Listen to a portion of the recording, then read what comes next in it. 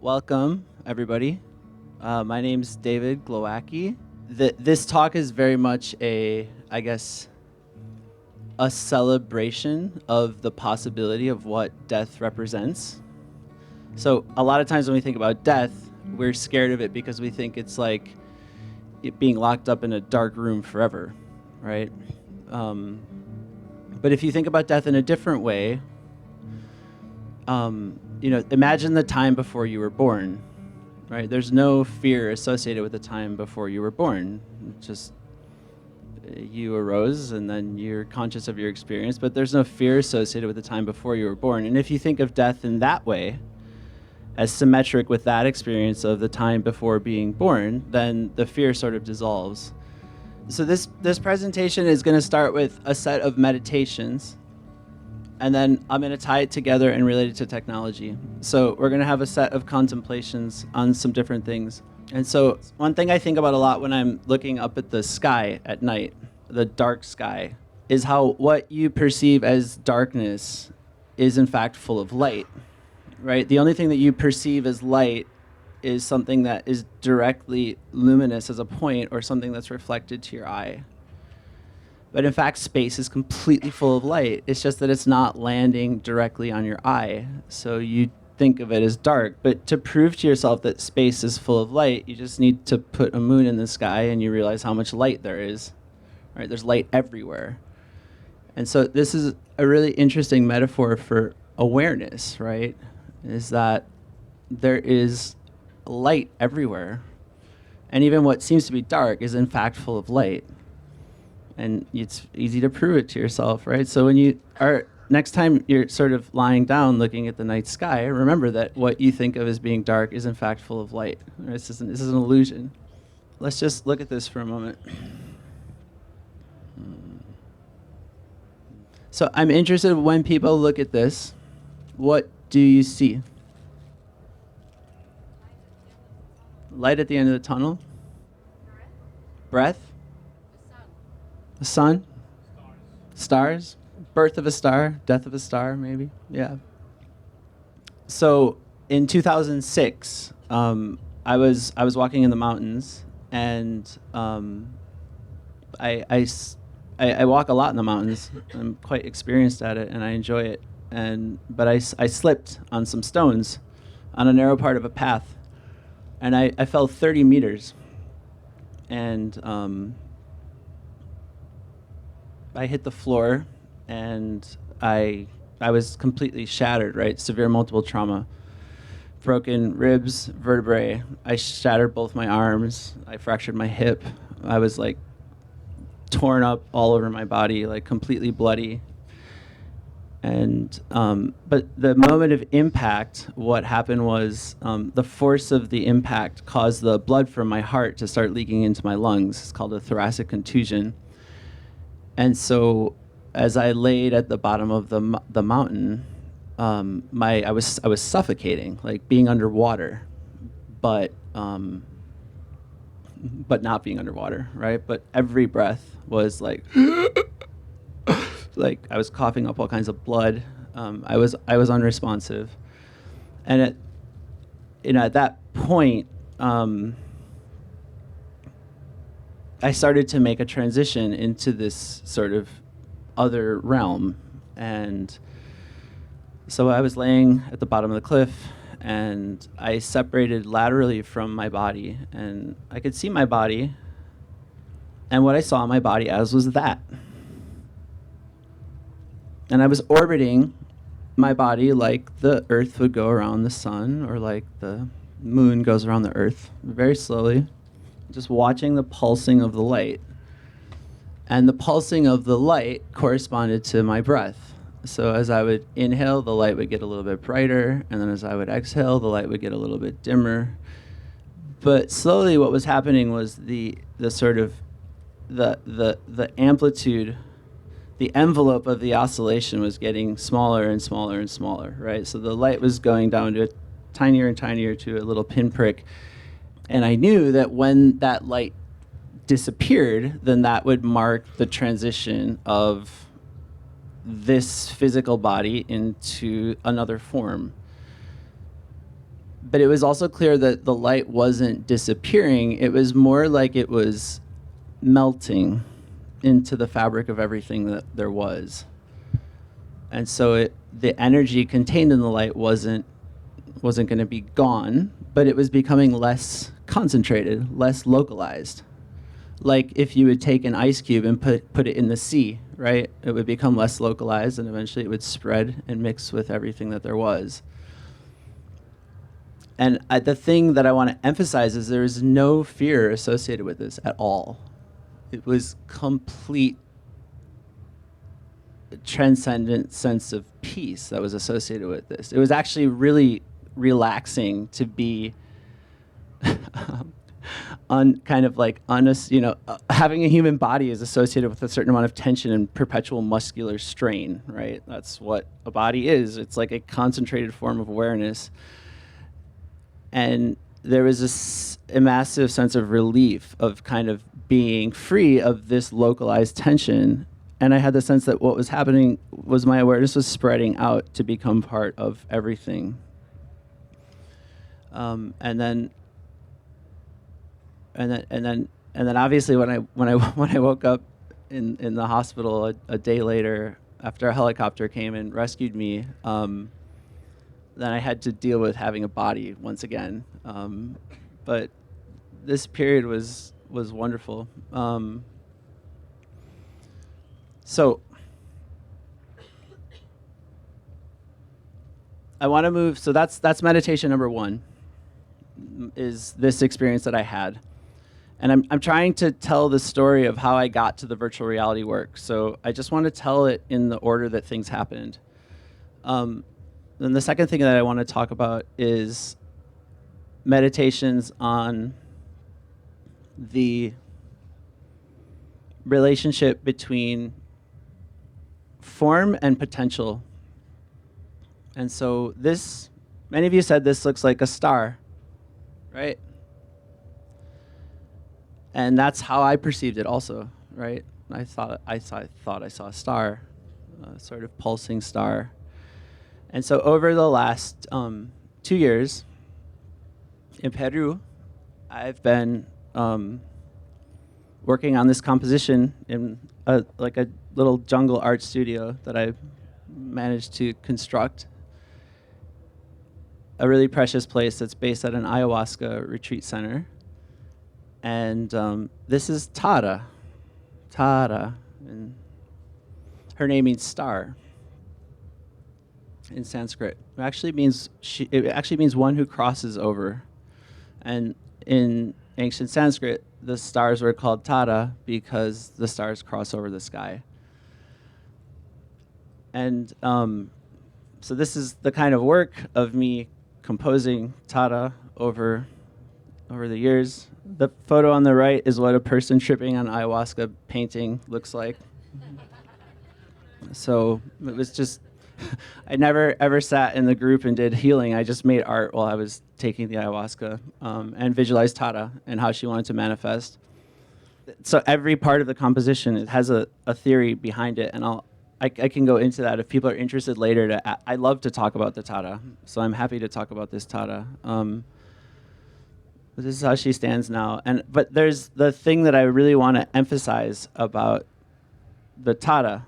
There was a really big step change in the composition, which was her eyes, which are dark. So typically, when you represent a Tara in this style of composition, which follows a certain lineage called like a Tanka painting, the eyes are like stylized human eyes. But what I was working on was, so all the colors in this style of composition represent one of the 5 elements in this particular cosmology. So, earth, air, water, wind, fire, and space. And space being the central element of the mandala, because space is the element that gives all the other elements their form, right? Without space, nothing could arise. And so space has a special relationship to all the other elements in that it holds infinite potential for anything to arise. And so the dark the sort of dark halo behind her head is the representation of a space element, right? As I showed you, the star pulsing earlier. And anything can arise from that. And I remember one day when I was sitting visualizing the composition. So what I would do is I would basically take the ayahuasca and I would get my meditation cushion and I would just sit and look and just visualize and think and pray and sing and see what wanted to come out. Tara, how do you want to manifest? And a very particular day, she said, I want my eyes to have infinite potential. And I was like, well, how do you represent the aesthetics of infinity? You can draw an infinity sign. That's what a lot of people do. But you can also just use dark, right? Because as I told you, actually what we perceive as being dark is full of light. And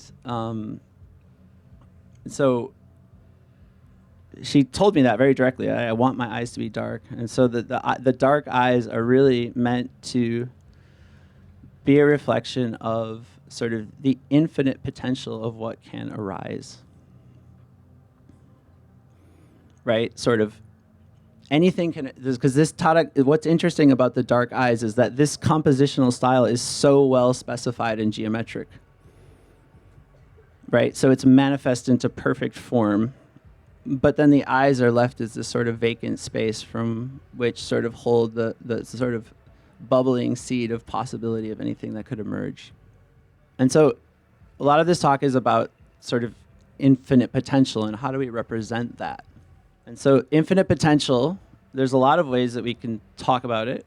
In quantum mechanics, for example, when we talk about wave functions, by the way, I should say my PhD is in computational quantum mechanics. So I'll bring some science into this in the next part of the talk.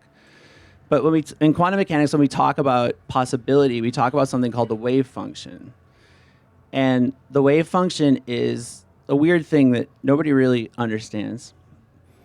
But it contains the potential for everything that could possibly emerge. But this is really counterintuitive, right? Because when we live our lives, we experience things kind of in one place at a time. And so the idea that physicists talk about when they're talking about the wave function and how we experience things, which are very different, right? The wave function is potential of everything simultaneously, and then any given instance is one thing at a time. What they say is the wave function collapses into a form. So you have this infinite possibility space, and then somehow it collapses into a form, and that's what you observe.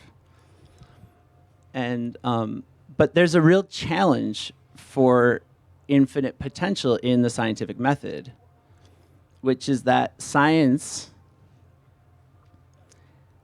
in order to apply scientific methods to anything, the event has to happen over and over and over again, right? It's impossible to apply scientific methods to something that only happened once.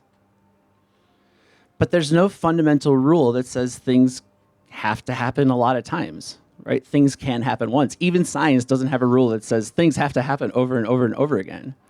And so what you realize, if you think through that, is that science, the nature of that epistemological reference frame, eliminates the potential for miracles, which is the emergence of anything new, right? And so if we get locked into this rationalist scientific discourse, we're actually buying into a discourse that eliminates the possibility of emergence of anything new.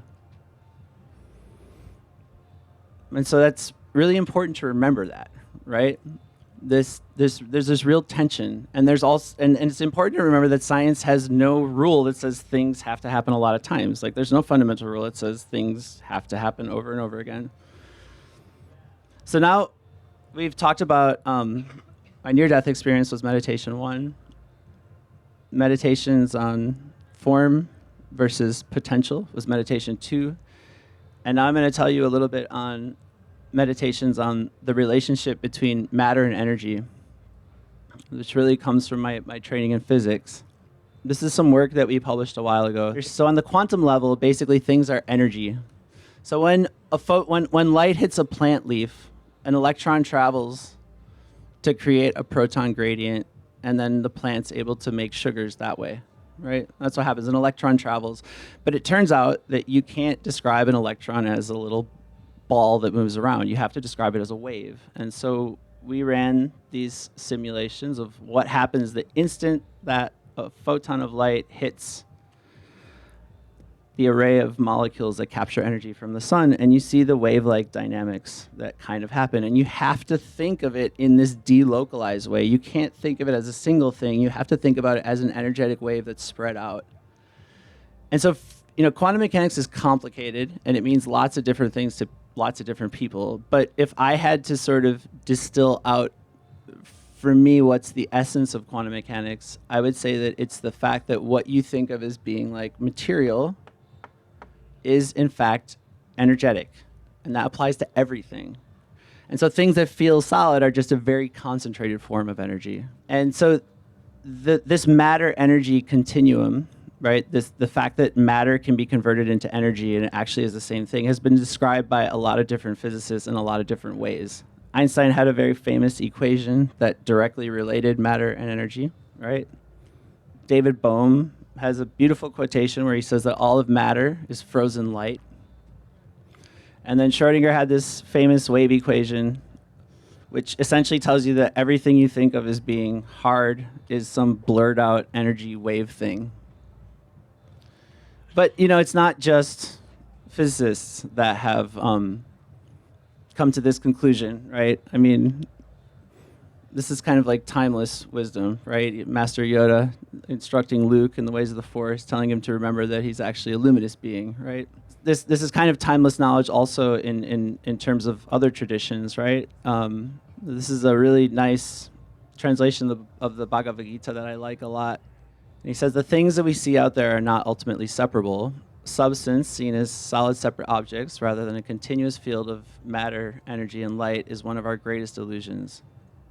And I wanna just go through two other things that are really interesting about quantum systems that I think are really relevant to thinking about other states. So there's this thing that can happen in quantum systems where if I bring two quantum waves together, they combine in a way that creates a whole new wave, and the identity of the individual parts completely disappears. And that would be impossible if I brought like two marbles or two balls together, right? They would always maintain their identity. There's no way that they could completely lose their identity. And so this is what happens in the energetic realm of quantum theory, right? Things can properly mix and blur together and actually lose their identity.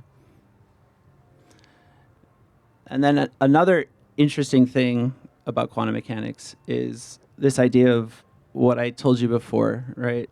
This idea of a wave function collapsing. So I've just drawn a very simple schematic here, which shows that in quantum theory, there's this thing called the wave function, and we don't really know what it is. We have equations to describe it.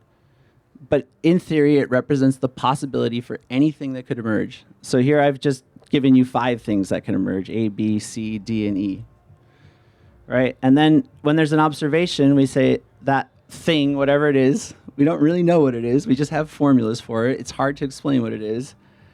Somehow, by magic, it collapses into a particular instance in space and time, to one possibility. And so that's why we experience things, one thing in one place at a time. But this is a mystery, right? I mean, this is like, even when Schrödinger died, he didn't like the idea of wave function collapse because it doesn't make any sense, really, right? How could something that's infinite just all of a sudden collapse into one thing for different people in the same way? Unclear. So that was our third meditation. So we talked about my near-death experience. We talked about meditations on form versus potential. And we talked about, the sort of the matter-energy continuum of quantum mechanics. So I'm going to tie this in and bring it to the work we're doing in virtual reality. And so what we've developed in virtual reality is this idea of an aesthetic that dissolves human form into light. Effectively, instead of perceiving you as a physical material body, which I'm I'm accustomed to doing that, I build up a representation of you instead as I dissolve you into light. And it looks something like this. We call this the numadelic aesthetic, right? And so this is just a very simple little GIF we made that kind of gives an example of how I can literally, in virtual reality, dissolve somebody into light, taking advantage of the affordances of pass-through and all the fancy stuff you have in virtual reality. I can take a physical, I can literally be sitting across from Melissa or Karina or whoever, and I can be looking at you, and I'll see you like this, and then I'll change turn the knob, and you will dissolve into light in front of my eyes. This aesthetic we call the numadelic aesthetic, and I'll explain to you why we call it numadelic in a few slides' time. But the idea really derives from trying to recapture the aesthetics of my near-death experience using physics equations, rigorous physics equations that actually give us formulas for how to algorithmically represent energy. All right, and so I guess one of the fascinating things that I've meditated on a lot since this near-death experience is I've studied physics for so long, and I know that matter is energy, right? I know all the math, like I teach it, I write papers about it. But during the near-death experience, what I've wondered was I actually perceiving that directly with my naked sense of awareness. I was actually perceiving the sense of the the continuum that connects matter and energy. And so the word numadelic comes from the Greek for pneuma and deline, right? So pneuma in Greek is taken to represent breath or spirit or soul. And deline means to reveal or to make visible or to manifest. And so numadelic we often translate as like spirit manifesting or spirit revealing, because when people see these representations in the form of light, it often reminds them of sort of spirit or soul. And so I just want to contrast these two aesthetic domains, right? So on the one hand, we have the energetic quantum, what I'm calling quantum aesthetics, which is the aesthetics of energy. How is it to represent energy? And then on the other hand, we have the sort of classical aesthetics of materials, like solid objects. And I think it's just interesting to look at how they, how do you think about them, right? So energetic aesthetics are a sort of blurry quantum wave-like thing, whereas material aesthetics you think of as marbles or balls. Energy is delocalized and diffuse, right? It can spread easily. Whereas materiality is like localized and confined in a particular place. And energy aesthetics, as I told you, identities disappear during the mixing process, right? Identity actually completely disappears. Whereas with material aesthetics, identities always remain distinguishable. And I mean, you can just think about this, like even in personal relationships, no matter how close you get to someone in this material world, you still have your separate identities. There's no analog to the sort of quantum complete loss of identity. In energy aesthetics, the structural specification, so the precision of what you can discern in the form, is very weak, right? It's nebulous. It's like a cloud, right? The clouds can evolve into a myriad of forms, and you can see many things in the clouds. Whereas with material aesthetics, the structural specification is quite clear. It's not ambiguous. And energy is we think of as being luminous. It radiates outward, whereas material tends to be reflective. So one is luminous and one is reflective. And so there's kind of a spectrum for how you think about going from the quantum world moving to the material world, which I just showed you in that little GIF. And here's just another schematic for kind of seeing the transition from the most minimal form of luminosity to the sort of most obvious form of materiality. And so we developed this in virtual reality, this numadelic aesthetic, and one of the big leaps was turning people into light. And I should say that then we wanted to test it. We wanted to see what impacts does this representation have on people? And so we we built VR experiences, group VR experiences. And I like this photo because this is you don't usually see photos of VR like this, but everything that happens in my lab in Spain is multi-person VR. And that's really important because there's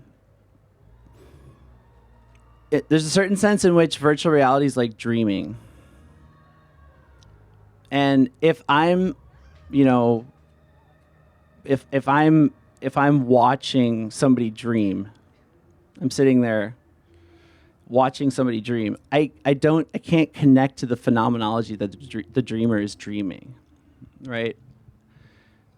I take their word, they say they're dreaming, they had an experience, but I don't know what it's like. But if you imagine you could enter their dream, then, so what I want to say is, if you're watching somebody dream, as far as you're concerned, they're having a virtual reality experience. I mean, because you don't know what it is, and there's no way you can access that phenomenology.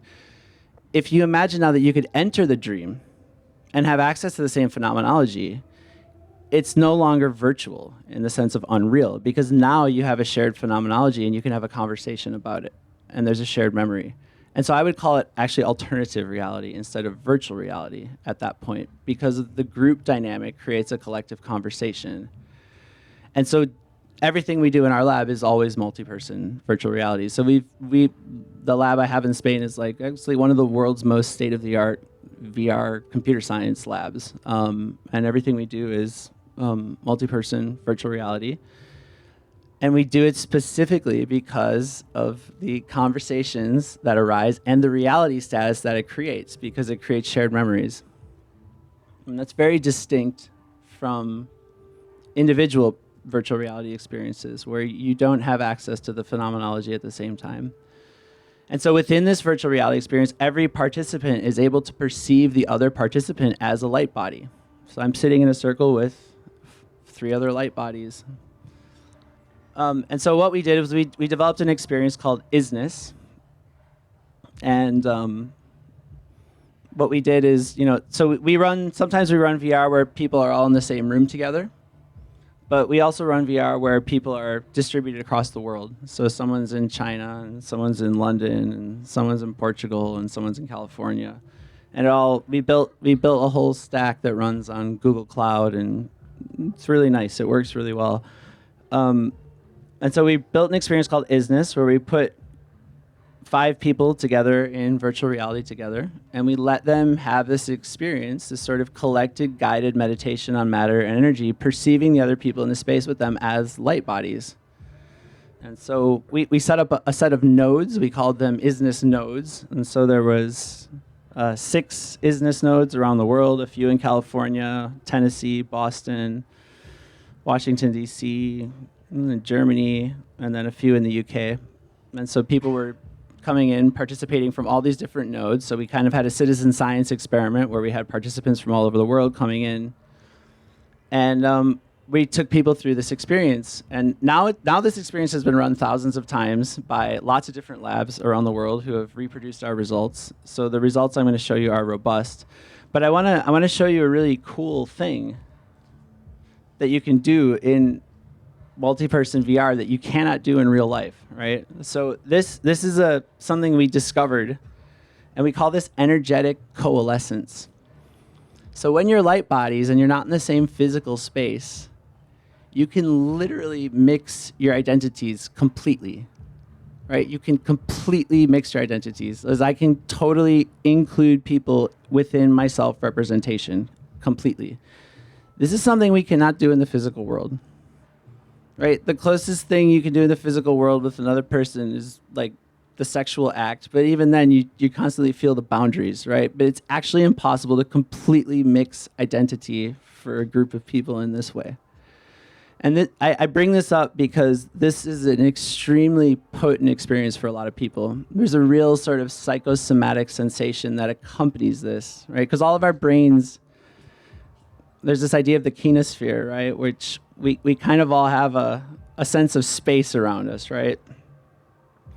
And our brain actually maps like the dynamics of our body onto this like little little sense of space that we have around us. And I remember the first time I did this experience, and I've spent a lot of time in VR, so I'm quite accustomed to this. I mean, I designed this whole environment, but still, even when I experienced it, I will never forget the first time I experienced this. It's this bizarre sense of like tightening up as I was like merging with this group of people, and then all of a sudden when I realized there was spaciousness, just like relaxing into the spaciousness of it, and then just the collective luminosity when you're in the center grows. And I like this as an example of, this is something you can only do in VR. You cannot do this in any other way. This is a virtual reality only experience. And I think when you're designing in virtual reality, it's really important to think about, why am I using VR?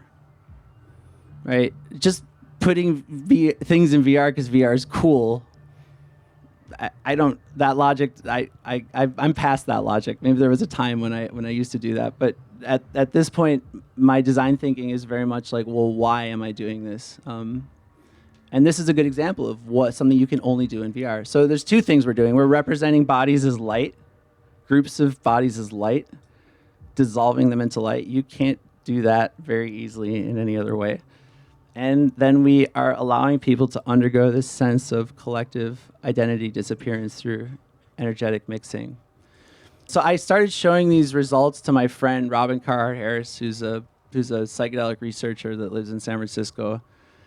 And I started like showing him what people were saying, right? But people would give us these quotes, like this was a quote from someone who talked about the energetic coalescence experience, and it's very typical. You know, they say, I got quite emotional. I got this surge of emotion where I don't know if I wanted to gasp or cry or what it was, but I was kind of shocked and awe. And like I said, this is a really powerful experience for a lot of people. And so I started showing Robin the quotations that we were getting. And Robin runs psilocybin and LSD trials at his lab. And he was like, dude, this is like the kind of stuff that people say when they do psychedelic trials in my lab. And I was like, oh, really? Like, dude, I should show you all the rest of the feedback. So I started showing him what people say. And he's like, why don't you try using the metrics we use for psychedelics to analyze what people say about after they go through Isness? And so we did that. And like, this is basically, we did it on a whole bunch of different scales, but this is like the headline thing, right? So this is this questionnaire that's often used to analyze the potency of psychedelic experiences. It's called the Mystical Experience Questionnaire. It was developed at Johns Hopkins by psychiatrists. There's problems with it, but it's been used on almost 20,000 people over the last 10 years. And so there's a very good database to measure the intensity of psychedelic experiences. It measures 4 things with 30 questions. It measures the extent to which an experience is ineffable. It measures the extent to which an experience creates a sense of unity with something larger than yourself. It measures the extent to which people feel good, positive emotions, and it measures the sense to which people have an experience of transcending space and time. And so broadly speaking, the more potent the drug, the higher the score on each of the 4 factors. So you see placebos are in this blue band down here. Very, very high doses of psilocybin or DMT are up here in the red. And like I say, we use this as a comparison because there's such a comprehensive data set that it's actually, you can really do comparisons. And so when we measured Isness, 2 different Isness experiments, we got results that were statistically indistinguishable from moderate to high doses of psychedelics. And that result has now been reproduced by about 6 labs around the world. So it's robust. And this was a shock to us, actually. This was a real shock. And so similarly, when we ask people other questions, there's another questionnaire that's used extensively in the psychedelic research called the inclusion of self and other scales. So this questionnaire is like, you give them these circles and you say like, the orange circle represents yourself, and then the blue circle represents the rest of the people. And then you ask them to specify which set of circles represents how you feel in relation to the others, right? And so normally psychedelics cause you to feel more connected to whatever's around you. And so that's exactly what we see. right? So we see basically the same results as they see for psychedelics. In Isness, we see a value of like 2.9, and in a really big psychedelic study that was published in the Proceedings of the National Academy of Science, they see 2.8. So it's effectively statistically indistinguishable. And yeah, I just have a very kind of short video that indicates you a sense of what this experience looks like.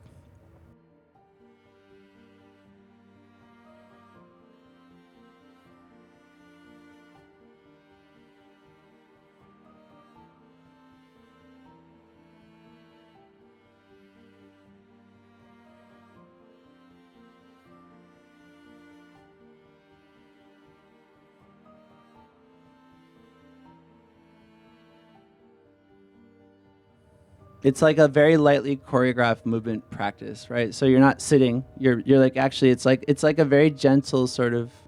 It's like a very gentle dance with the others, but it's like a meditative dance. So that gives you a little bit of what it looks like. And here they go and they undertake the energy coalescence, and then they separate back out. And again, this is a really typical quotation from participants, right? You become all anonymous, just beings of light. It allows you to let go of your own sense of ego. And so we published this in one of the Nature journals in 2022, and it went viral. MIT Technology Review did this piece on it, where they said VR is as good as psychedelics at helping people reach transcendence. I did not say that. VR is different than psychedelics. I want to be clear about that. I think that, but it gets the same scores on the metrics that are used to evaluate psychedelics. So, but it's a different sensation, right? Obviously, taking a psychedelic and doing VR are different things. Anyway, so Joe Rogan discussed this thing on his show, which was, so it kind of went viral after that. I don't particularly like Joe Rogan that much, but actually it was really good for the project.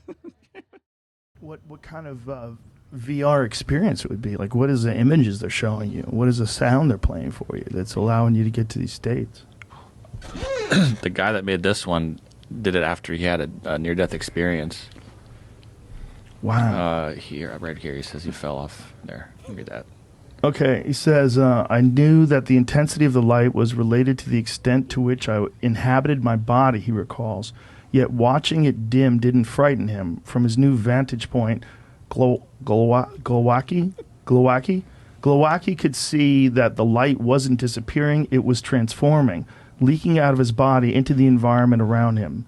This realization, which he took to signify that his awareness could outlast and transcend his physical form, brought Glowacki a sublime sense of peace. So he approached what he thought was death with curiosity. What might come next? So since his accident, an artist and computational molecular physicist, his work to recapture that transcendence. Okay. So he had some wild near-death experience, and he's trying to recreate that with VR. So that's interesting because that's not even he's not even talking about a drug experience.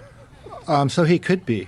Right. Yeah, Maybe. we've been studying, or there's a group at University of Michigan that's been looking at endogenous DMT that's made in the mammalian brain editing.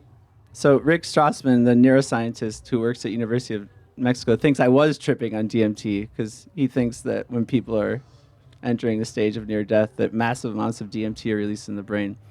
Who knows? But it was a funny clip. But anyway, another funny thing that happened was, so I was in Peru, in residence, taking ayahuasca every other day, making tada in the jungle when this happened.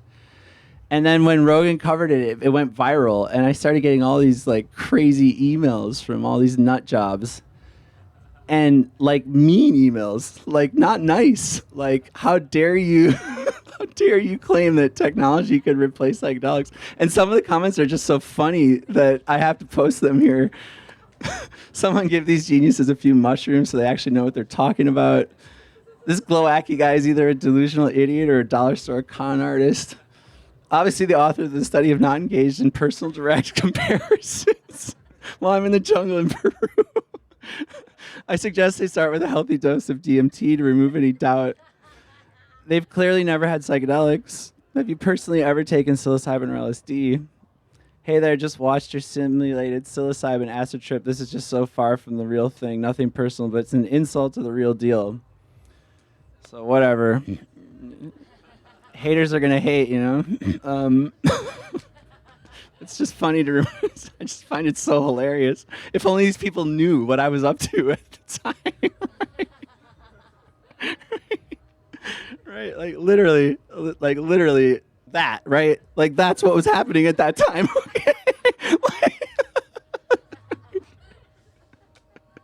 So whatever. So I think, yeah, in closing, I have 2 slides. Just why do I think this works? Like, what do I think is happening here? Like, why are we getting these results that are similar to psychedelics? And maybe a lot of you have heard about predictive coding. It's been talked about in a few of the talks. And it's basically, it's a very simple idea, which I've schematized here, is that your brain is basically hallucinating onto what you perceive a model, right? So the data that slips through the net is actually a very small quantity of the sensory data that's out there, because your brain is filtering a bunch of the data. And so those filters come in the form of, expectations that you have, or what neuroscientists call priors, which are basically a fancy word for saying expectations. Hypotheses that you might develop for what's going to happen, or predictions that you have, right? Or biases that you have, right? So you're hallucinating this, you're projecting this model onto things. And so actually only a small amount of data from the world, sensations, perceptions, and observations, slips through the net. And so this is your brain really trying to control stuff. And so it's often called by neuroscientists a low entropy regime, because your brain's trying to minimize how much disorder there is. It wants to have things as like tightly defined as possible. So it's low entropy, low disorder. And so, one of the idea for sort of altered states, meditation states, or psychedelic states, or sort of religious experiences that people have, is that they're high entropy. So what happens is that the force of your models that you hallucinate onto things diminishes. So the black arrows are less strong than they were here. Here they're thick, and here they're skinnier. Now there's more space for the sort of perceptual data from your environment to slip through the cracks, right? Sensations, perceptions, observations. And so, this is the utility of these altered states of consciousness. This is one of the ideas, is that more data can come through. And so I think what might be happening with our experiences is, because we represent people as these bodies of light, which are relatively ill-defined, that people don't have prior expectations for what that world is like. So they're very open and receptive to what happens. They're actually perceiving in quite a direct sense, because they don't have a built-up set of expectations, right? If you think about like how many things you do in your life where you're doing a thing and you're doing something else at the same time, I mean, you can kind of see that like you're not often purely perceiving sensory phenomena around you. You're just like multitasking and kind of, and phones are horrible for that, right? Like phones cause us to do that all the time, right? They just defocus our attention, and we live in this weird liminal space where we're not perceiving what's around us in a direct way. And so what I think is happening is that this environment is creating a sort of high entropy regime where more data can slip through the net, and people are in a sort of more pure state of awareness. And we're working to test that right now. So after we actually Joe Rogan helped out a lot. So this lady, Elizabeth Koch, saw these papers, and then she emailed me, and she's like, we want to fund this. So I'm going to her house in California at the end of September to finalize the funding arrangement. And she's a philanthropist who donates to projects that advance human consciousness. She's really interesting. She's the daughter of the Koch brothers. Does anyone know about the Koch brothers? They're like the supervillains in like American political. They were like massive funders. They earned all their money from big oil and coal. They were massive funders of the Trump campaign. They're like the uber demon forces. But she's like, I guess, trying to repair her family's karma or something. So it's good for me. Anyway, she's funding us over the next several years to develop a set of VR experiences called Clear Light, which are specific, which are literally models of the near-death experience that I had. And it's they're going to be offered as contemplations for people to meditate on their fact that their awareness can outlast their body and that there's nothing to fear in death. And so we're going to be then running a randomized control trial with people that have terminal diagnoses, like terminal cancer diagnoses, who often have a lot of anxiety and depression, and offering it to them as therapeutic support in cases where there's no other options for people.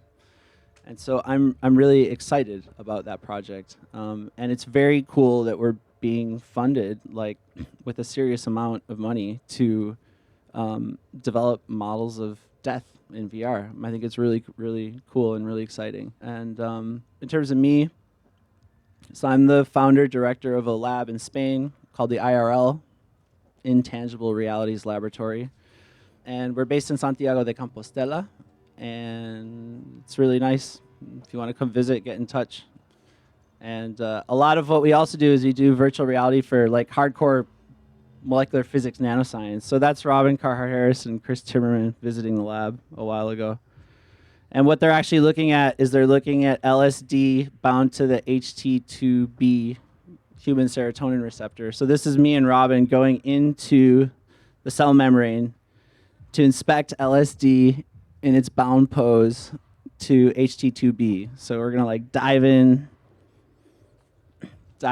the membrane, and then I give Robin the instruction to like put his face in front of the LSD molecule. That's the LSD right there in its binding pose.